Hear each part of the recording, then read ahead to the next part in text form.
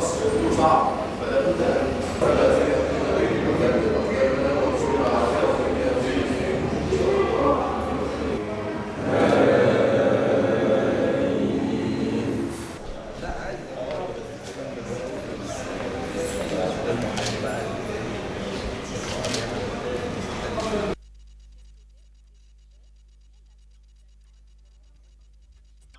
النجم الكبير وائل جمعة طمنا على مباراة مصر والنيجر، وانا شايف يمكن الجو حر شوية.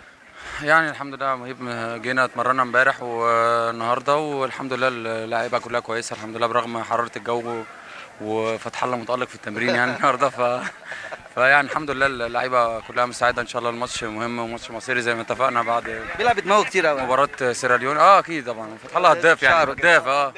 هو اللي جاب لنا هدف التعادل الماتش اللي فات طبعا. فيعني ان شاء الله نتمنى باذن الله ان احنا نكسب ان شاء الله في الماتش وزي ما احنا متفقين كلنا كلاعيبه ان شاء الله المباراه دي مباراه مصيريه بالنسبه لنا واتحطينا في موقف زي كده في تصفيات كاس عالم كان لازم نكسب 4 مباريات والحمد لله كسبناهم. فهنعمل اقل ان شاء الله برضو نكسب باذن الله الماتشات اللي جايه كلها ونحافظ على املنا في الصعود ان شاء الله. هداف منتخب مصر ونادي الزمالك محمود فتح الله، برحب بيك ودماغك اشتغلت كتير. لسه بدر على هداف منتخب مصر دي. لا انت اللي جايب الجون اللي فات. الحمد لله ربنا يكرم، بس نقدر نكسب الماتش ده واي حد يجيب اجوان. ماتش صعب ويمكن اللي صعبه تعادل اول ماتش، لكن ان شاء الله شايف في تركيز.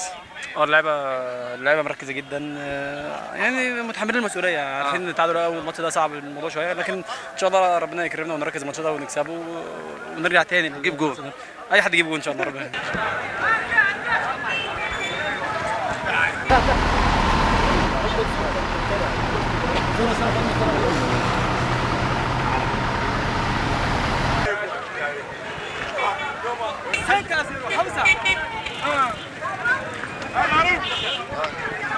برحب بيه من خلال تلفزيون الحياة وازاي شايف مباراة مصر بعد المباراة الأولى اللي أداها أمام جنوب أفريقيا، يمكن كانت هزيمة هدفين مقابل لا شيء، لكن أدوا مباراة قوية. وإيه طموحه في المجموعة؟ يعني عايز إيه من المجموعة أو الوصول لكأس الأمم الأفريقية؟ Ils disent que vraiment, bon, c'est là, donc d'abord, ils vous remercient d'avoir accepté l'interview avec la télévision Haya. Donc maintenant, ce que vous demande maintenant, quelles sont vos impressions seront... Bon, vous avez à disputer un match avec l'Afrique du Sud, donc vous avez perdu, mais ça vraiment c'est l'espoir.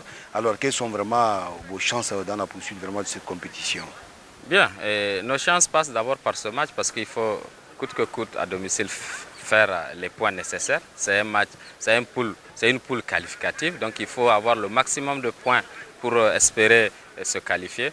Je pense qu'on a perdu sur le précédent match. Là, nous jouons à domicile et nous pensons véritablement être capables d'aller chercher les points nécessaires pour se relancer dans la compétition. Là, l'Afrique du Sud est en tête, suivi de la Sierra Leone et de l'Égypte. Nous avons 0 point. Donc il faut véritablement éviter que le quart se creuse entre nous. Là, c'est un match à domicile, nous allons le jouer à fond et pour le gagner, pourquoi pas s'il le faut.